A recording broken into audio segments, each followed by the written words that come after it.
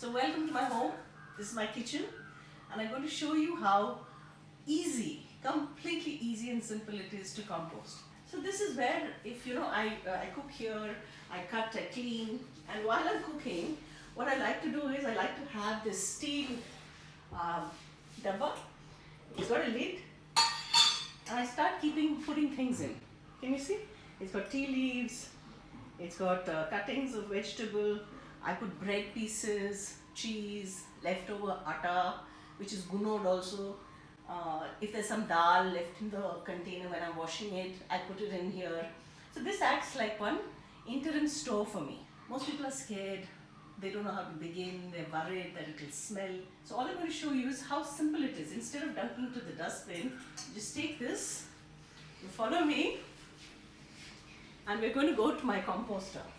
Some of you may have questions saying, do I have to buy a composter? The real answer to that is no, you don't. You can do a DIY version also. But I'll quickly run you through our products so you can see how easy the process is, and then you can adapt it for a bucket which you drill holes in, or a pot that you drill holes in your house. This is a Gobble Senior.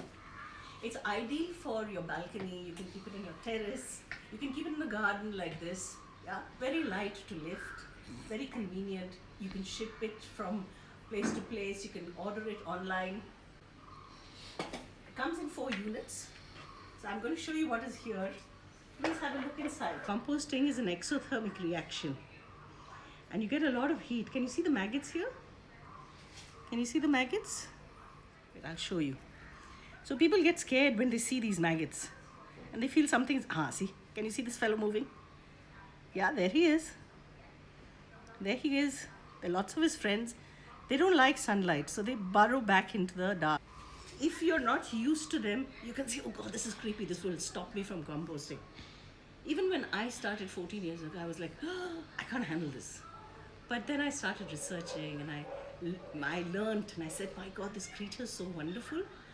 Why don't I know about how wonderful this balance of nature is? So that actually got me to appreciate how nature has no waste. It's got a code, and that code is something becomes food for something else. And that's the magic that you're going to create in your own house. This was yesterday's waste, which I'd covered with coco peat. And I want to show you that this is actually not such a good layering technique. This was not done well. I can still see parts of the waste visible. If that happens, then you will get fruit flies. So actually speaking, I'll show you what a good layering is. This is a bad layering. So I'm going to take today's kitchen waste. Yeah. So I've put it out. And this is coco peat powder. Our special version of coco peat powder is called Remix Powder and Compost Maker. Now you can see how I'm layering this. I'm making sure that all the wet waste is covered. This is very important because this will stop your fruit fly. Lots of customers write to us and say, I have too many fruit flies. And we also have a nice fly protector, but it's like a little muslin cloth that covers this. And then you put the lid on. So that's an additional protection against fruit flies. So this is all you've got to do. You put the waste in, cover with Remix Powder, and you're good to go. All the other work nature does by itself. The microbes in it, and these little bugs that you see, and they all start acting. They produce heat. They start making the material worthy to put into plants. And my garden actually grows because of my compost. And I want to show you this beautiful hydrangea flower that has just come into this. You must see it. I'm going to show this picture. Isn't it delightful? And we have customers who share all their fruit and vegetable that they've grown using compost, because compost has that, homemade compost has that special ability. It's very rich and it's very good for soil. What happens in the second unit? While this is happening, you'll find that the second unit and the third unit, it's starting to compost. But it's not fully there yet. I can see this? These shells, the peanut shells, will take a long time.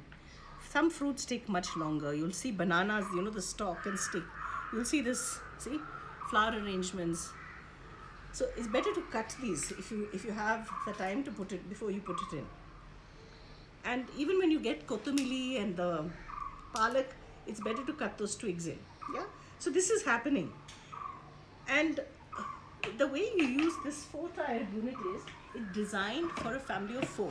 You're going to produce around 1.5 kilos of waste a day if you're drinking lots of fruit juice and vegetables and fruits. So this is designed to take that amount of waste per day. And you start with filling the top unit. And I'll quickly run you through the cycle. You start by filling the top unit, and the 3 units, 1, 2, 3, are all what we call operational units. They're the working units.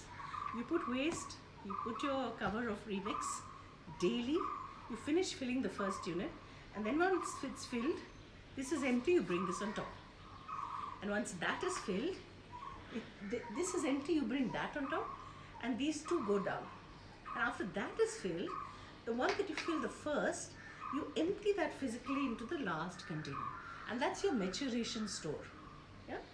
So when I start today, say today is like 16th of April, yeah, exactly 40 days down the line, whatever is there in that last material, right, last unit, you can take it out and it'll start looking like this. It should be like this. See? It will start crumbling. But you will find, like in the mango season, you will find mango pits. You will find these things are not completely composted. You will find bones. They'll still be there. So what I do is, I take all the big pieces like this and I put it back into fresh waste. So that the cycle keeps, you need at least 4 cycles to break the bones down completely. So all the big things, just do that. And then whatever's left here, people say, I don't have the time to sieve, there's too much work. I say, don't sieve. You just let it be in a pot or a bucket for another 2 months. Just keep it moist, keep adding curd once a week. That's all you need to do. And then whatever pieces are still remaining, big pieces like this sometimes will remain, just put it back into soil. You don't need to sieve at all. Sieving, we've gotten used to this idea that it should be like a tea powder consistency. And that is because of all the stories we've read, the stuff that we have to buy. Because, when you go to buy something, if I sell you that, you'll feel, it doesn't look so finished. It doesn't look polished. Compost is not supposed to be polished.